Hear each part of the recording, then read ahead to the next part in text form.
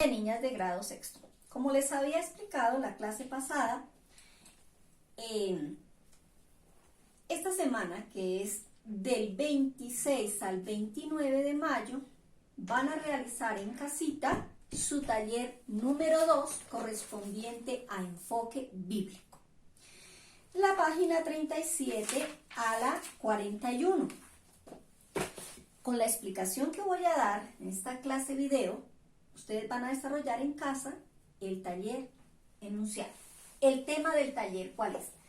¿Cómo se presenta Dios en la historia del pueblo de Israel? Niñas, antes de iniciar con el tema, vamos a recordar brevemente cuál es el pueblo de Israel. Yo sé que si estuviéramos presencialmente, una día, yo sé cuál es. El que se formó con un señor ya anciano, de edad, tenía 75 años, era casado con su esposa, Sarai, y tenían un sobrino que se llamaba Lot. Ya todas supieron cómo es el nombre. Se llamaba Abraham.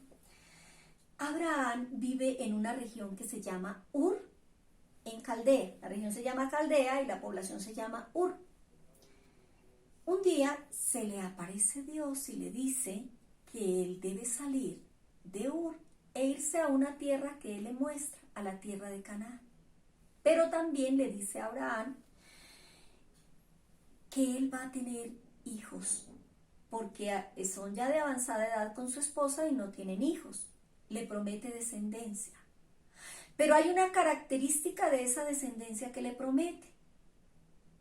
Le dice que salga, esta noche cuando está hablando, le dice, salga, observe las estrellas, le dice, tu descendencia va a ser como las estrellas del cielo o como el polvo de la tierra, o sea, va a ser numerosa. Es posible que Abraham se asuste porque no entiende que en esa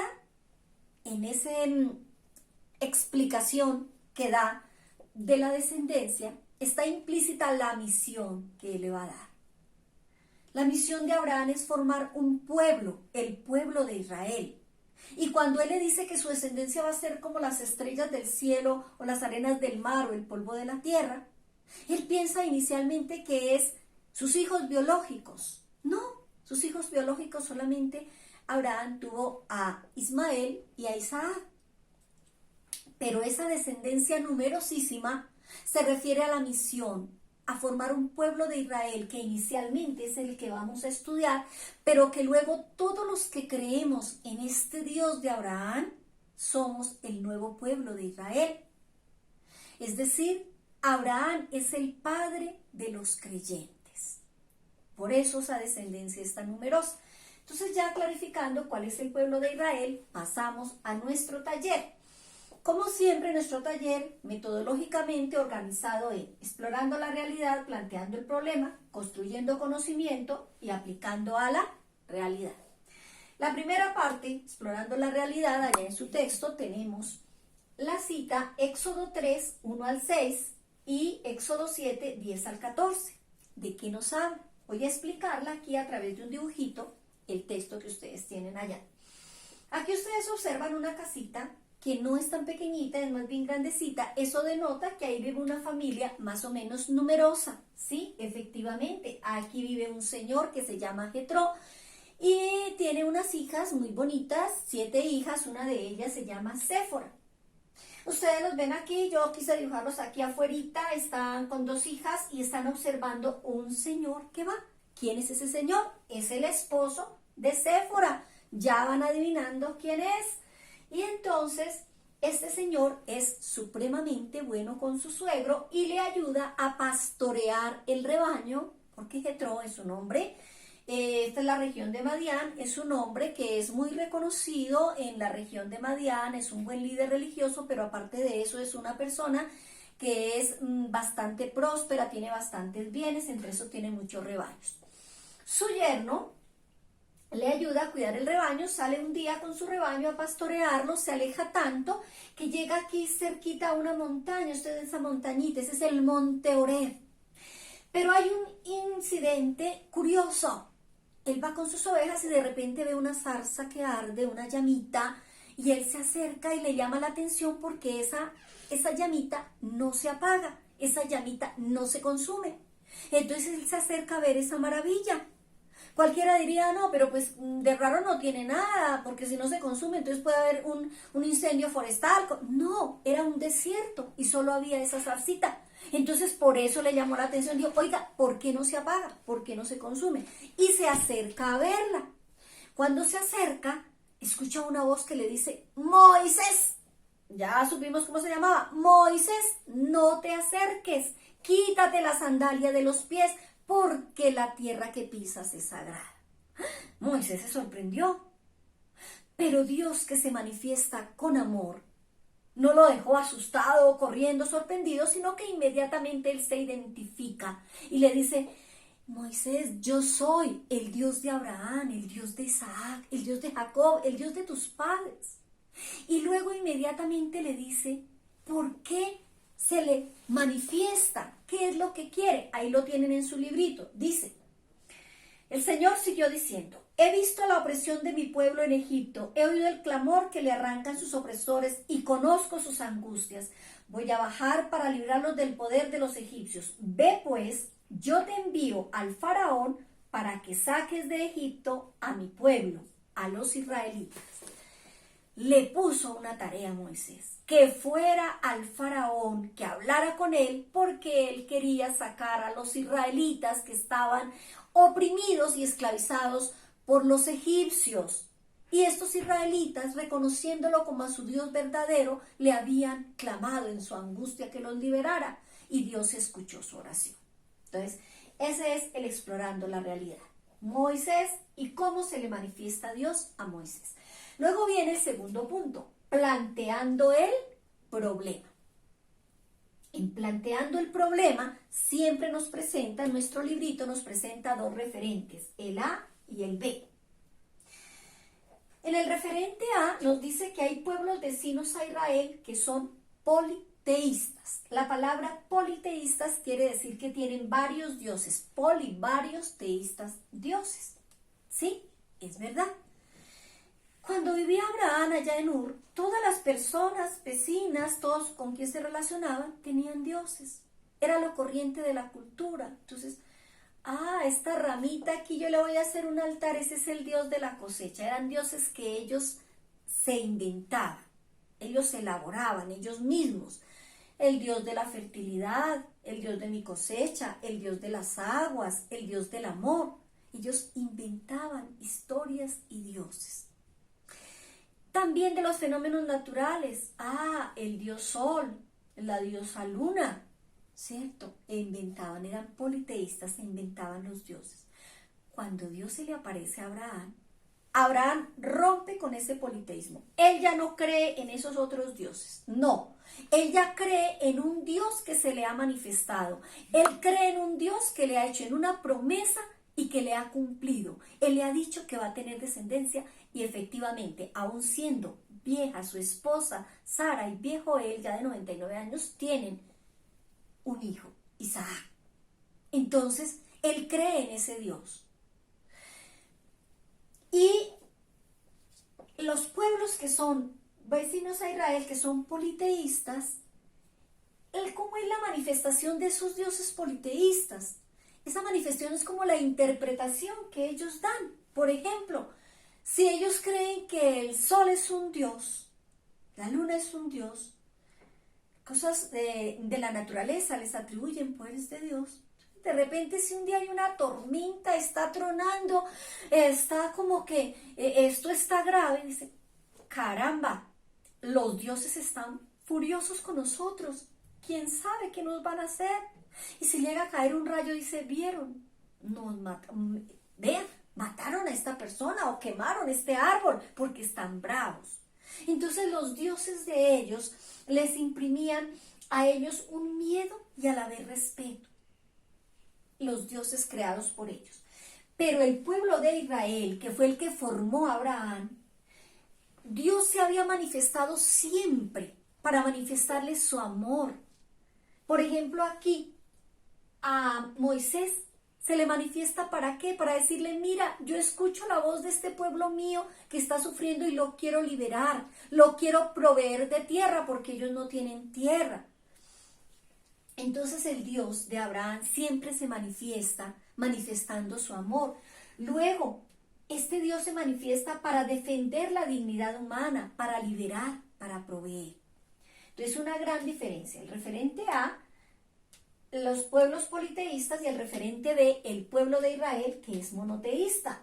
Sin embargo, el pueblo de Israel a veces se deja seducir por las creencias de los pueblos politeístas y a veces caen en la infidelidad a Dios.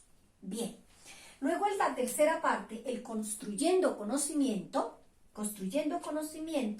acuérdese que esta partecita ampliamos al referente A y al referente B. Para ampliar el referente A, allá en su texto, nos habla, por ejemplo, del pueblo griego. El pueblo griego tenía una gran mitología de todos estos dioses que ellos habían elaborado. Entonces, por ejemplo, el dios Zeus era el dios del cielo. Era la diosa del matrimonio y de los nacimientos. Apolo, el dios del sol. Atenea, diosa de la sabiduría. Afrodita, dios del amor. Artemisa, dios de la caza. Entonces, lo que habíamos explicado, si van a cazar animales, pues entonces van a implorar a la diosa Artemisa que les ayude. Pero ellos mismos interpretan las manifestaciones de esos dioses. En realidad esos dioses no se manifiestan, ellos crean la manifestación. Entonces, si le fue mal en la casa, le salió un león y casi lo sacaba, la diosa Artemisa está brava, no nos ayudó. Pero ellos son los que dan esa interpretación sin existir en la realidad ninguna manifestación de esos dioses. Por eso, yo escribo dioses, todos estos dioses con minúscula, porque no son dioses verdaderos. Y aquí, en el referente B, refiriéndonos al Dios de Israel, lo escribimos con mayúscula. Dios que se revela progresivamente. Entonces, el Dios de Israel se revela progresivamente. Primero se reveló a Abraham, después se reveló a Moisés, después a Jacob, luego a todos los profetas, a los reyes, a David, a Juan Bautista. Y finalmente, en la plenitud de los tiempos, se revela en su Hijo Jesús. Manda a su propio Hijo Jesús para que nos enseñe el mandamiento del amor y cómo unirnos a ese Dios verdadero y cómo vivir en la plenitud de los hijos de Dios. Entonces, en su libro, ustedes tienen, por ejemplo, para este referente, Construyendo Conocimiento, ustedes tienen allá muy clarito en la página 40, ustedes tienen aquí un ejemplo de estas personas que Dios envía al pueblo de Israel para ayudarles. Entonces aquí está, por ejemplo, Abraham, y aquí con un ejercicio bien bonito lo identifican que Abraham es un patriarca y dicen las características, cuáles son los patriarcas. Aquí tienen a Moisés como un liberador y nos explican quiénes son los liberadores. Aquí tenemos a David como ejemplo de rey y nos explican cuáles son los reyes. Lo mismo los profetas, que son personas que Dios envía para llevar mensajes de Dios al pueblo. Aquí tienen el ejemplo de Jeremías, mensajes que Dios manda a través de estas personas y que estos profetas, con la fuerza del Espíritu Santo, no solamente dan los mensajes de Dios, sino que también hacen caer en cuenta a la gente cuando se están alejando de Dios. Entonces ellos anuncian la palabra de Dios, pero también denuncian las injusticias. Entonces, esto respecto al construyendo conocimiento. Luego viene el último puntico, que es aplicando a la realidad. Allá en su tallercito, en la página 39, nos hacen esta pregunta, dice: si en la actualidad hay dioses o ídolos que se les dé importancia y se dependa de ellos. Dice, te pregunta, si en la actualidad hay dioses o ídolos que se les dé importancia y se dependa de ellos. Ustedes allá en casita, para llenar esa partecita del taller, tienen que ponerse a pensar, a ver, ¿cuáles son los dioses y los ídolos? Dioses, acuérdate que los escribo con minúscula, no es el Dios verdadero. Entonces, cuando yo tengo un dios o un ídolo, es un ser o una cosa, una persona, una cosa que yo tengo en mi corazón en primer lugar. Dice la Biblia, donde está tu tesoro, está tu corazón. Tienes en primer lugar. No tienes en primer lugar a nuestro Dios, al Dios verdadero. Hay un mandamiento de Dios que nos dice, amarás al Señor tu Dios sobre todas las cosas, ¿cierto? Y entonces yo en mi corazón tengo en primer lugar lo que yo más amo, lo que yo más me preocupo, lo que le doy más importancia. Por ejemplo, las redes sociales, por ejemplo, a la televisión, a mi celular, de pronto a los grupos musicales, por ejemplo, al K-pop, que dicen las niñas a veces están definitivamente engolosinadas con estos grupos musicales. Entonces, todas estas cosas que están en primer lugar en mi corazón se convierten en dioses. Y vemos también alrededor en la sociedad cómo las personas también se están alejando del Dios verdadero y tenemos en primer lugar el dinero. Entonces es nuestro Dios dinero. Decimos no, pero pues es que sin dinero no hay nada. Entonces lo primero es sacrificarnos por tener una buena fortuna, por vivir en comunidad, siempre dispuestos a obtener dinero. Su Dios es el dinero. Pero a veces Dios nos hace caer en cuenta que ni el dinero es tan importante como lo es Él. Por ejemplo, en esta época una persona puede tener millones y millones de pesos, pero si llega el virus del coronavirus a su vida y si Él no tiene las suficientes defensas, pues va a morir, así tenga mucha plata. Y Él no se va a poder llevar esa plata, decir, mire Señor, aquí traigo. No, se lleva las buenas obras. Entonces, en la sociedad también hay dioses. Está la fama, está el poder, ¿cierto? El tener, el placer. Entonces, esos son los dioses o ídolos. Ustedes mirarán qué escriben allá en sus rengloncitos. Dice, piensa en la imagen que tienes de Dios y compárala con la imagen de Dios que se manifiesta al pueblo de Israel. Ya hemos visto la gran diferencia de cómo estos pueblos politeístas, ellos mismos crean las imágenes de sus dioses y también se inventan una relación. En el pueblo de Israel es algo real. Dios se manifiesta y en esas manifestaciones les manifiesta amor, les manifiesta cercanía, deseo de protegerlos, de ayudarlos, de proveerlos. Entonces es un Dios que se ha manifestado y se sigue manifestando así, como un Dios lleno de amor. Entonces tú compara, oiga, yo sí creo que Dios es amor, o yo creo más bien que Dios, si digo mentiras, si no hago mis tareas con juicio, pues yo voy a perder el año porque Dios me castigó. No, tú no pierdes el año porque Dios te castigó. Tú pierdes el año porque tú, al decir mentiras, al ser perezosa y no hacer tus tareas, tienes una consecuencia natural, la pérdida de un año, ¿cierto? Entonces, a veces nosotros creemos que Dios nos castiga. Dios sufre con nosotros. Cuando cometemos pecado, Dios sufre con nosotros y Él lucha para que nos inclinemos a hacer lo bueno y a evitar lo malo, ¿sí? Pero a veces, como Él nos creó con libre albedrío, nosotros decidimos justamente lo malo, así no nos convenga. Entonces, a veces las personas tienen una imagen de Dios distorsionada, de un Dios que si yo cometo un pecado, me va a castigar. Y no se dan cuenta que no es que Dios castigue, sino es la consecuencia de mis malas acciones. Una acción buena me trae una buena consecuencia, una acción mala me trae una mala consecuencia. El pecado siempre trae malas consecuencias. Es como el señor que fumaba y fumaba y fumaba. Y la esposa le decía, no, mira, no fumes, mira que eso te hace daño. Después nacieron los hijitos, crecían y los hijos le decían. El médico lo persuadía de que iba a echar a pique su salud si seguía así fumando, pero no le hizo caso a nadie.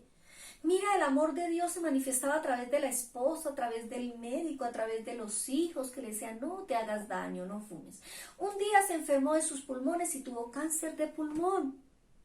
Entonces una persona dice, ve, Dios lo castigó. No, Dios no lo castigó. Fue una consecuencia natural de no haber obedecido al amor de Dios a través de su esposa, de sus amigos, del médico que le decían, no te hagas daño.